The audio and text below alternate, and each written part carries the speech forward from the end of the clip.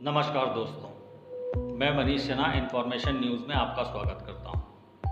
आज की डेट में हम भारत में देखें तो आज सीमाओं पर भारत की स्थिति थोड़ी तनाव युक्त है। अगर हम ध्यानपूर्वक इस पर ध्यान दें तो यहाँ पर चीन जो है वो 3 स्थानों पर अपने सैनिकों की संख्या को बढ़ा दिया है।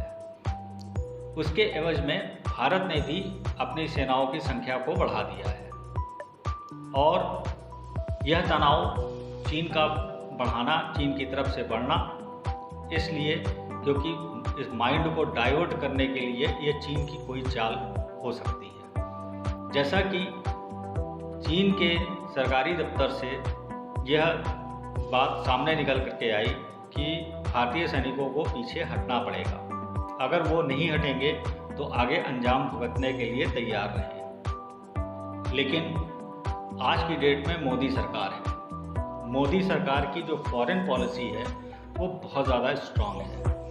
क्यों?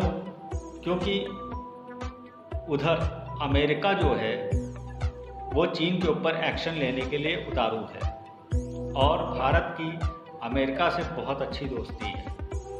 लेकिन जब अमेरिका ने एक्शन लेने के लिए जब काम करना शुरू किया तो बीच में रूस आ गया।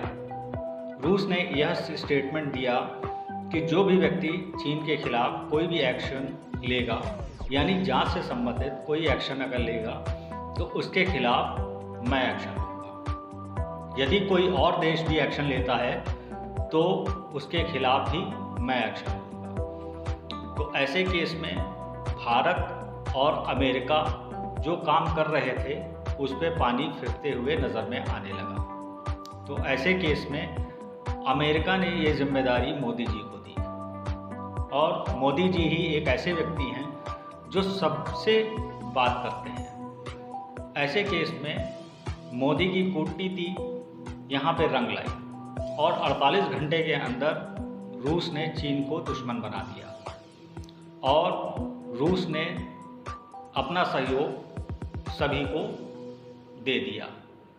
तो चीन इससे बहुत ज़्यादा तिलमिला गया। दूसरे साइड में ताइवान की बात कीजिए। ताइवान में नवनिर्वाचित राष्ट्रपति के शपथ ग्रहण पे भारत को न्योता दिया गया था, लेकिन यहाँ के 2 बीजेपी के लोगों ने प्रेस कॉन्फ्रेंसिंग के द्वारा इस शपथ ग्रहण समारोह में उपस्थित हुए। उसके बाद एक स्टेटमेंट दिया गया। वो स्टेटमेंट क्या था कि ताइवान और भारत में डेमोक्रेसी का शासन है। यहाँ पर लोगों के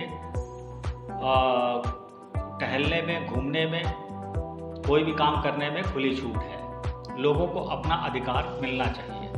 तो जो कि ताइवान और भारत दोनों ही जो है एक ही तरीके से डेमोक्रेसी में है, तो इसलिए ताइवान बहुत ज़्यादा खुश हुआ, जिससे चीन जो है बहुत परेशान हो गया। चीन तिलमिला गया। आप तीसरे साइड की बात कीजिए। तीसरे साइड में पाकिस्तान। इधर पाकिस्तान बॉर्डर पे अपने सैनिकों को बढ़ाया और सैनिकों को क्या बढ़ाया, इसका 1-2 चीज़ें हैं। पहली चीज़ तो ये समझिए कि पाक सेना डायरेक्ट आकर के कभी नहीं लड़ाई करती। उसके भेजे हुए आतंकवादियों को वहाँ पे अधिक संख्या में देखे गए और उसने अपने लॉन्चिंग पैड को एक्टिव कर दिया।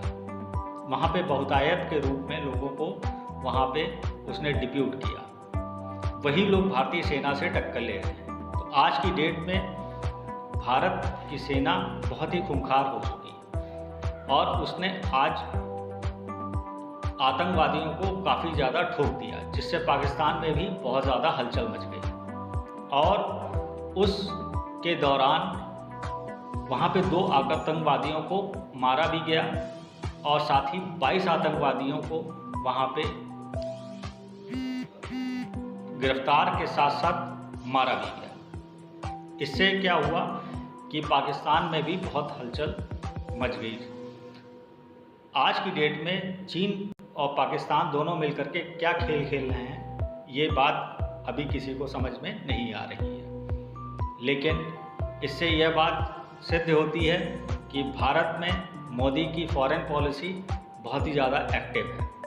आज अमेरिका, रूस इस वर्ल्ड की सबसे बड़ी दो ताकतें हैं, जिसमें भारत इन दोनों ताकतों से अपनी बात मनवा सकता है और कोई भी काम को करवा सकता है। तो आपको यह लगता है कि मोदी क्या कर सकते हैं? मोदी अपने दिमाग से बहुत कुछ कर सकते हैं। पिछली सरकारों ने कभी भी जो है ताइवान को अलग देश का दर्जा नहीं दिया था। वो चाइना की वन पॉलिसी में हमेशा शामिल होता था, लेकिन कभी भी ताइवान का समर्थन उसने नहीं किया। और मोदी जी ने यह दिखला दिया, ताइवान को अलग समर्थन दे करके ताइवान भी बहुत ज़्यादा खुश हो गया।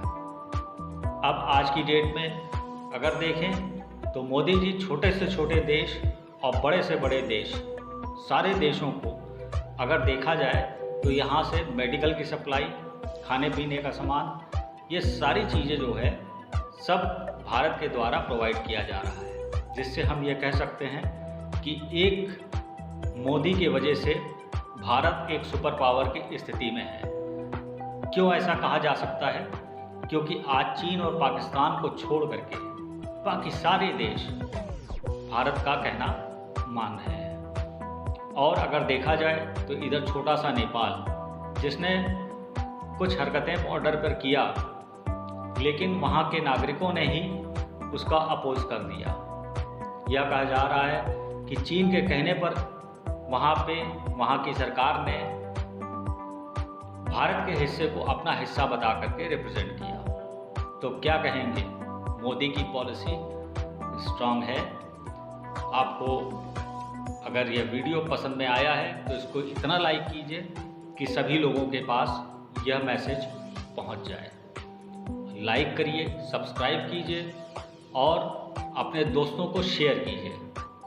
और मैं आशा करता हूं कि आप सभी लोग जो है दूसरों की बातों पे ना आकर के एक सौहार्द के रूप में भारत के अंदर हम लोग सब लोग एक साथ रहेंगे। आज ईद का भी समय है। ईद के शुभ अवसर पर मैं सारे मुस्लिम भाइयों को अपनी तरफ से ढेर सारी शुभकामनाएं देता हूं, ताकि आज भारत को सभी धर्मों की आवश्यकता है और सभी लोग एक हैं, यही भारत है। इसलिए हम ये कह सकते हैं, भारत माता की जय और सारे जहां से अच्छा हिंदुस्तान हमारा। जय भारत, जय हिंद, नमस्कार।